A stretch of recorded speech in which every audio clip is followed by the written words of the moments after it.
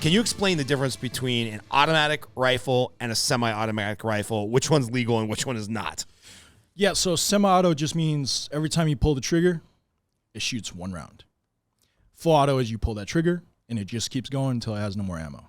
Yeah. So everything you see in the Matrix, everything you see in all of the 80s action movies is fully automatic. You pull the trigger one time and it disperses all the rounds in the magazine, and usually hundreds of rounds without ever having to reload, which, you know, I get how scary guns must look if your only reference is the movies, because they don't fire like that. Right, yeah. And Hollywood, you know, being Hollywood, right? Right.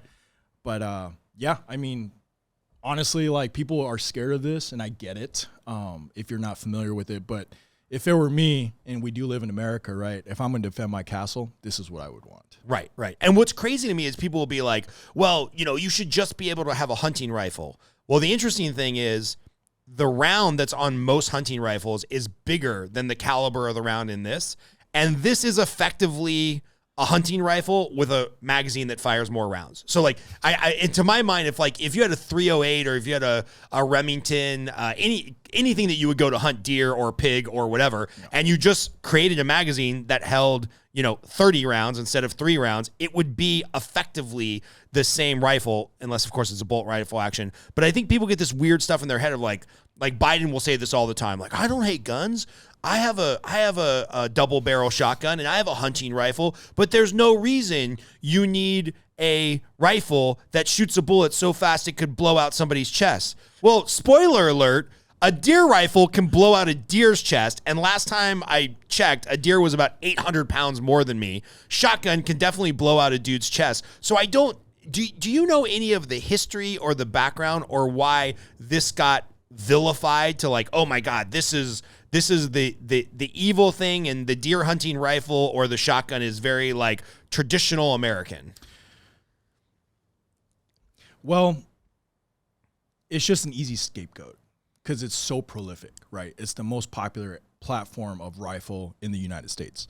So it's really easy just to point and say, hey, that's an evil rifle, right? And because it's so popular or because it's so available, so many companies make them, the criminals or the people that want to do harm, this is the rifle they go to. Right. Right. It's like anything else in life, right? When you look at people that drive drunk, for example, right? What's the type of alcohol usually in their system? Probably like, low shelf, whatever it is, the cheap stuff that they can load up on.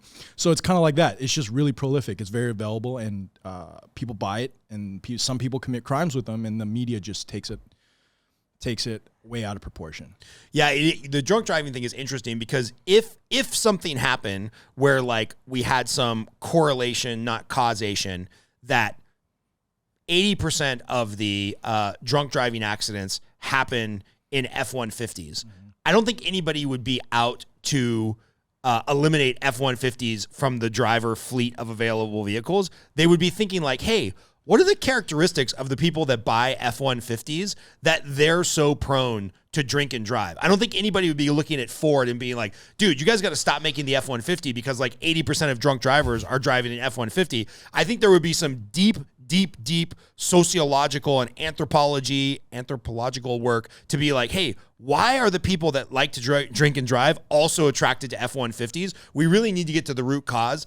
And I mean, it's just so predictable now. Anytime there's any tragedy with a gun, immediately both sides of the political divide go to their talking points with the body's not even cold, and they're immediately anti-AR-15 or pro this or anti this or pro this, and it's so predictable that it's frustrating for me, even as like a gun supporter.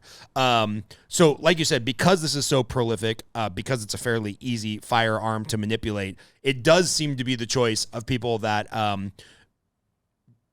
participate in shootings that make the news. I will say that. Because those are not even the majority of shootings. But what other firearms are frequently used in crimes? Well, I mean, to touch on that point, that's actually really good. I was talking to, so I know a lot of law enforcement in town, right? Metro. And I shoot with them, train with them. They're a lot of good guys. And it's a pretty well-known statistic, right? That 4 out of 5 shootings that they respond to are self-defense. But how many do you see on the news that report That self-defense really, shootings. that's from Henderson PD, Las Vegas Metro. That's from Metro specifically. That's from a patrol officer. Patrol right? officers. Yeah, like four out of 5 fires, like discharge, are in self-defense. Yes. That's really surprising to me. Now, of course, this isn't a metric that I can put up against, a data poll or something that was official. Right. But this is what I'm hearing from people, from police officers on the street. Yeah. And that doesn't get reported, right? And the media they have their agenda, right? I'm not against media. That's not what I'm saying. But you have to take everything you're told with a grain of salt. Yeah. Right. Yeah.